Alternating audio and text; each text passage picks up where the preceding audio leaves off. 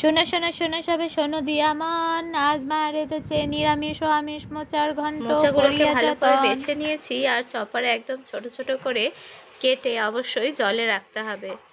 বেছে নেওয়ার পরে এর মোথাটাতেও যেটা নরম থাকে সেটাকে এরকম সরু সরু করে কেটে নিয়েছি। এবারে চপারে আবার এটাকেও কুড়িয়ে খুব ভালো করে কেটে নেব।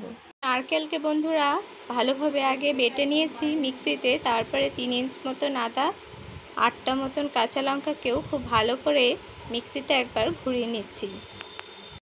মশলাটা খুব ভালো করে বেটে নিয়ে চলে এসেছি। অল্প একটু জিরে ফোড়ন দিয়ে নিয়েছি আর কয়েকটা বাদাম দিয়ে নিচ্ছি, চিনে বাদাম। বাদামগুলো ভালোভাবে ভাজা হয়ে গিয়েছে, এর মধ্যে কয়েক টুকরো আলু দিয়ে নিয়েছি। আমি নিরামিষ খাই বলে কিছুটা মোচা নিরামিষও বানিয়ে দেখাচ্ছি আপনাদের। এর মধ্যে পরিমাণ মতো নুন দিয়ে নিচ্ছি। নারকেল, কাঁচা লঙ্কা আর আদা বাটাটা এবারে দিয়ে নিচ্ছি। মশলাটাকে খুব ভালো করে কষিয়ে নিচ্ছি।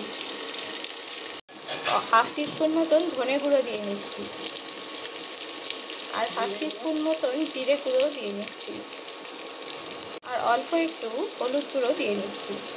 খুব অল্প পরিমাণে জল দিয়ে মশলাটা খুব ভালোভাবে কষিয়ে নিচ্ছি। নিরামিষের মশলাটা খুব ভালোভাবে কষে গিয়েছে, এবারে এর মধ্যে অল্প একটু স্বাদটা ব্যালেন্স করার জন্য চিনি দিয়ে নিচ্ছি।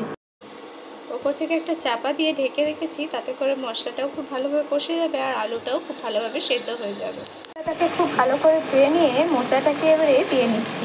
মোচাতে নুনটা দিয়ে নেওয়ার পরে ভালো করে মিশিয়ে নিচ্ছি। বাড়িতে বানানো গাওয়া ঘি দিয়ে নিচ্ছি। 200 গ্রামের মতন এখানে চিংড়ি মাছ রয়েছে বন্ধুরা। এগুলোকে ভালোভাবে নুন আর হলুদ মাখিয়ে তেলে, সর্ষের তেলে খুব ভালো করে ভেজে উঠিয়ে নিয়েছি। চিংড়ি মাছ ভেজে উঠিয়ে রাখা তেলটার মধ্যে বন্ধুরা হাফ টিস্পুন মতন জিরা দিয়ে নিয়েছি ফোড়নে। জিরেটা খুব ভালোভাবে ফোড়নে ভাজা হয়ে গিয়েছে, এবারে আলুগুলো দিয়ে নিচ্ছি। নুন দিয়ে নিচ্ছি এর মধ্যে। আলুটা খুব ভালোভাবে ভাজা হয়ে গিয়েছে, আদা, কাঁচা লঙ্কা, নারকেল বাটাটা এবারে খুব ভালোভাবে দিয়ে নিয়ে কষিয়ে নিচ্ছি।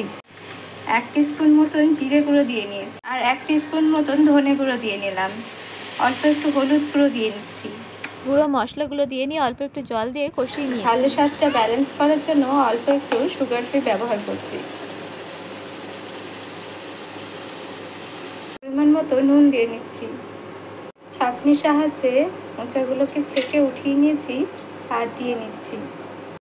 ভালো করে মিশিয়ে নেওয়ার পরে মাছগুলো দিয়ে নিয়েছি। এবারে মাছগুলোকেও মিশিয়ে নিয়ে উপর থেকে একটা ঢাকনা দিয়ে ঢেকে রাখছি। নিভা আছে এটাকে 10 মিনিটের মতন রান্না করে নেব। শাহি গরম মশলা দিয়ে নামিয়ে নিয়েছি আর ওপর থেকে অল্প একটু বাড়িতে বানানো গাওয়া ঘি দিয়ে নিচ্ছি।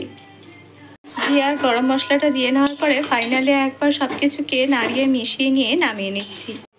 চিংড়ি মাছের মোচা এবং নিরামিষ মোচা একেবারে রেডি হয়ে গিয়েছে আর আমি সার্ভ করে দিয়েছি। রেসিপি দুটো ভালো লাগলে বন্ধুরা এরকমই আরও নতুন রেসিপি দেখবার জন্য আমাদের চ্যানেলটি অবশ্যই সাবস্ক্রাইব করে রাখবেন, পাশে থাকা বেল বাটনটিতে প্রেস করে। দেখবার জন্য অনেক ধন্যবাদ।